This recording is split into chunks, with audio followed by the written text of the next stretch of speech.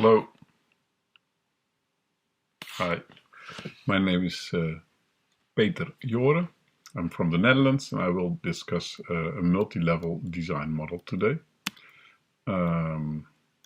It's about the relationship between products, services, systems and societal changes. And I'm trying to structure the chaos that normal designers run into by ordering the design and innovation process in a systematic manner. So, first we will look at the basic design cycle, which has 4 phases, and the first phase is the reflection phase or the discovery phase. And here you see a man who is sitting and reflecting on his life, and he either has a wonderful dream or a horrible nightmare, but at least he wants to change the world in one way or another, which is most of the time the beginning of a design or innovation process, either a dream or a nightmare.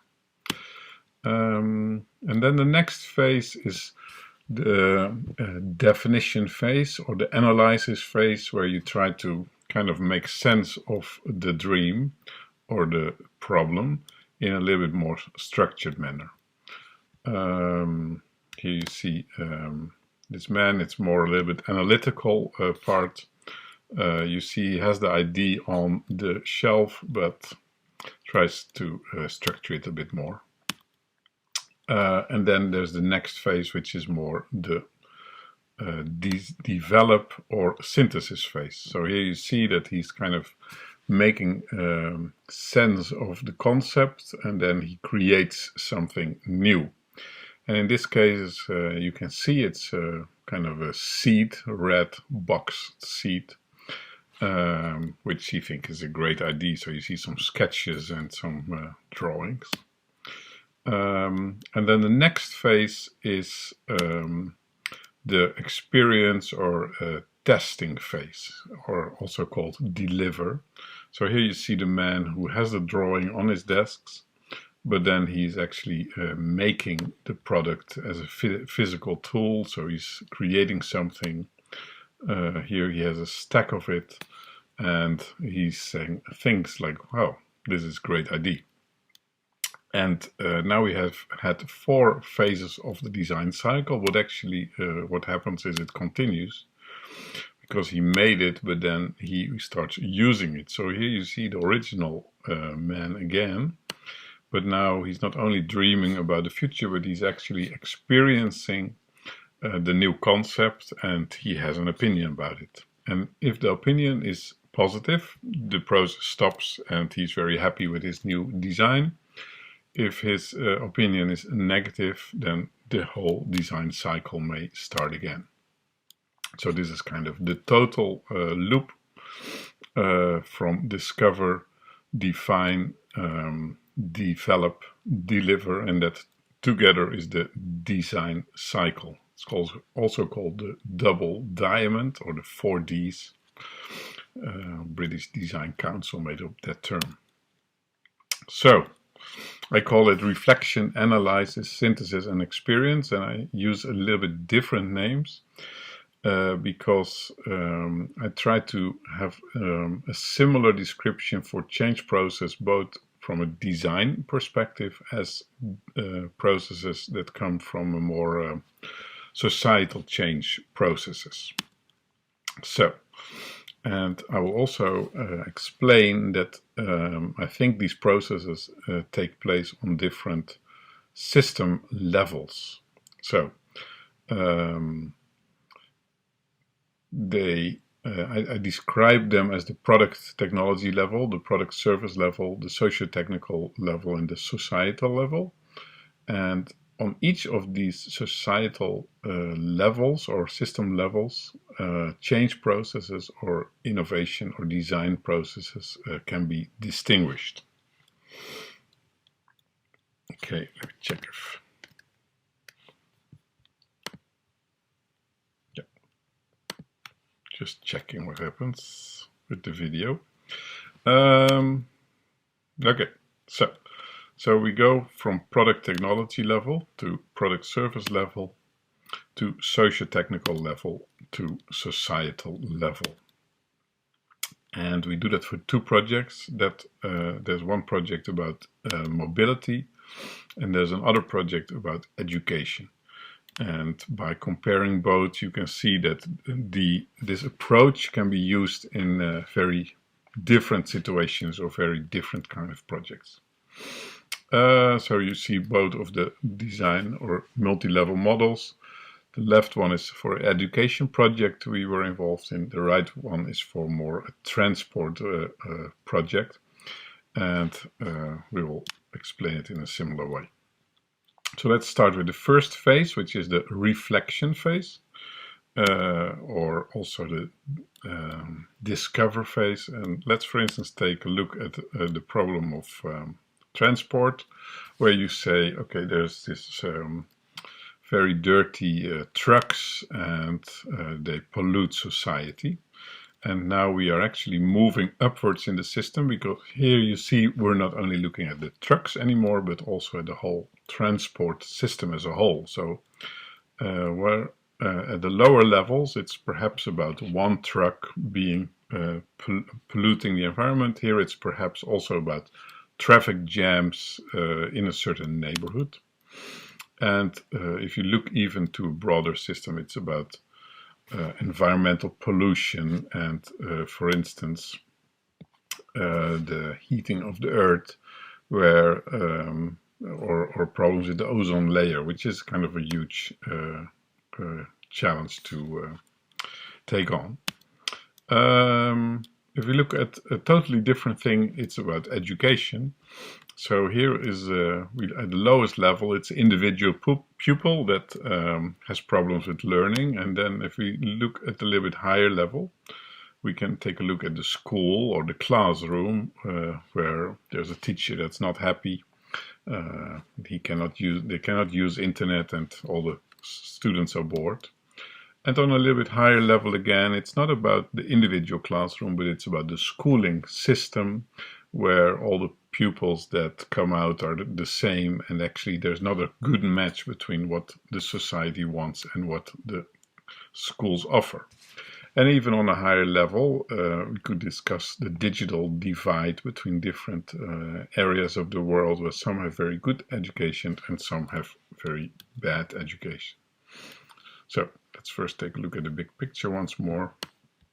So what we actually did now, just to go back, is to look at the different levels on the problem side. So first I looked to the transport, and then I looked to the education, but zooming in from very detailed, either a truck or a pupil in the class, to a very big societal thing like pollution on Earth or the digital divide in education. Okay, so the next phase we discuss is the analysis phase, which is more about the demands and the definition of this potential solution. So if you look, for instance, to a truck, you could say, well, let's switch to another mode, electrical, for instance, electricity instead of gasoline or diesel. And the demands that you set are then very specific about materials, about battery life, etc. If you look to the little bit higher service level, there are also demands, but they are different. It's, for instance, about I want to travel from A to B, and I want to use a certain amount of energy. But perhaps you can use different modes of transport. So it can be a truck, it can be an underground system, it can be walking even. And if you look to even a higher system level, it could be about a region that says, oh, we want to reduce the levels of NOx or CO2, which are even broader demands.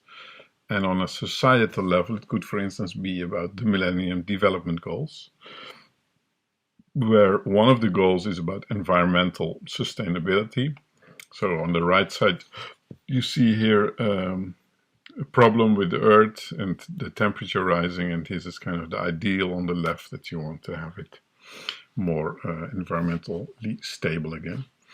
But the Millennium Development Goals, environmental sustainability is only one, because one of the other Millennium Development Goals is, for instance, about universal education. So this time we go from top to bottom. So here's the bottom. It's about, for instance, switching from very strict lessons to more portfolio kind of based solutions. If we look to the next phase again, it's the synthesis phase, which is more the creating the new solutions.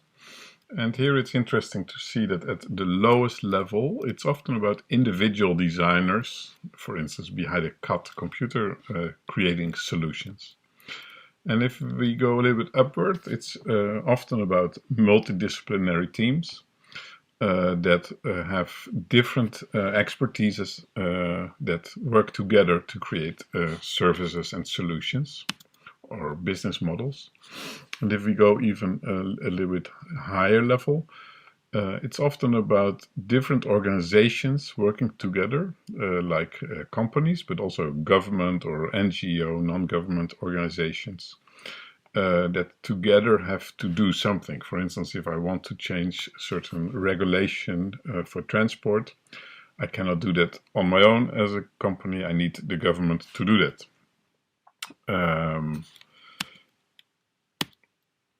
And on the top level, it could, for instance, be about, let's call it the United Nations, discussing what are the values that we think are important. For instance, I could say we solve all the transport problems by forcing everybody to use public transport. But then it's also about the values that you have and say, well, I think people have a right to make individual choices and use a car, or it's about perhaps the collective being more important and saying, no, you cannot use a car because everybody has a problem, so you have to use public transport. And then if it's about experience phase, it's about also the testing. And if we look to an individual or a single artifact or product, you can often test this in a laboratory scale. So I can test a vehicle and see how, for instance, is the charging of the vehicle, how it's being done. And then if I test a service, it's already a little bit more complex to test it in a laboratory environment. So this could often be more in practical experiments outside for, say, a few weeks or a few months.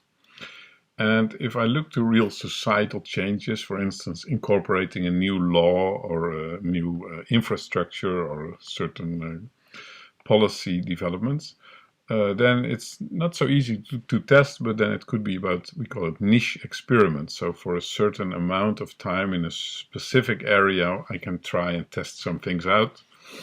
And then, of course, I can try to broaden that experience to other areas. And if you look on a societal level, it's about testing the whole world. Well, that's a little bit difficult, but it's about how does your future ideal society look like, and can you try to come as close as you can to that. So now let's take a look once more to the other area of education. So here we see it's about individual students testing out new tools. This is a project we did about, it's called My Schools Network. It's kind of Facebook, but it's specifically designed for schools. So it's a safe environment, and the students can chat with students from other countries like Vietnam or Turkey or the Netherlands. They get, so that's a kind of educational tool, and it's basically meant to teach them English language. But it's not only about individual students, but it's also about the way that a classroom works, how schools work. It's less individual, it's more about the collective group learning process. And it's also about schools cooperating, for instance. And this is about portfolios, replacing standard lectures with grade A, B, C, D, E, or 1 to 10. So it's about teaching students the 21st century skills. And on the top level, it's about bridging the digital divide and making good education accessible for all people. So now we have the two multi-level models, one in education, one in transport. And you can see that we went through all of the 4 cycles: reflection, analysis, synthesis, experience. And then for each step, we looked to the 4 system levels. So this is an empty sheet, and I can imagine that for your projects you could do a similar exercise and find out how this could be of use of you. Okay, thank you.